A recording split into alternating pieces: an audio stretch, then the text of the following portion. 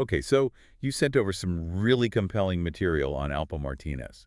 Quite a figure from the 80s. Yeah, definitely. A major player in the East Harlem cocaine scene. Right, and his influence wasn't just local, it stretched all the way to Washington, D.C. Mm, Violence was kind of his trademark, it seems. absolutely. The sources paint a picture of someone who rose to power through, well, sheer ruthlessness. But here's the thing that really grabs you, the core of this deep dive, I think.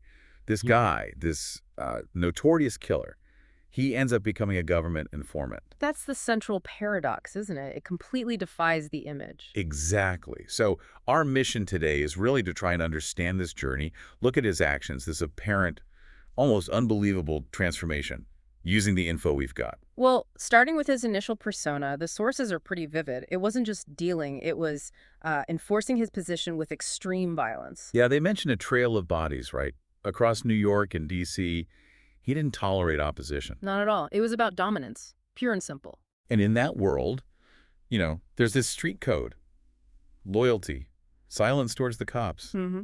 It's supposedly everything. Mm-hmm. That code is paramount.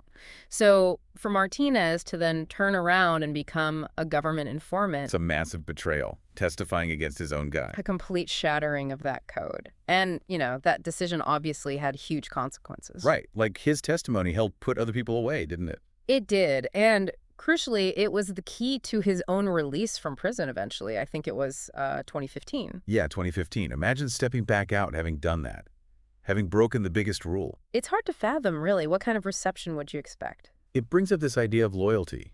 For him, it seems like loyalty was, well, Still conditional. conditional on his own survival, perhaps. The sources kind of suggest this twisted moral code, Right, where self-preservation just overrides everything else when push comes to shove. which makes sense in a brutal sort of logic, I suppose. But then the story doesn't end with his release. No, it doesn't. Fast forward to 2021, and he's murdered.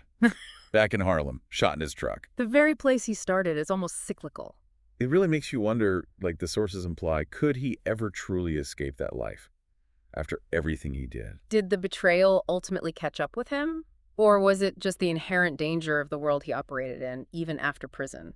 It's hard to say for sure. So, just to kind of wrap up the key points, Hmm. we've seen this arc from, ruthless drug kingpin To a government informant breaking the ultimate taboo. leading to his release, and then ultimately a violent end back where it all began. It's a stark story. It really forces you to think about loyalty and betrayal, especially in those kinds of extreme environments. Yeah, what does loyalty even mean when survival is constantly on the line? And maybe the bigger question lingering is, does a story like Alpo Martinez's suggest genuine change is possible for someone like that?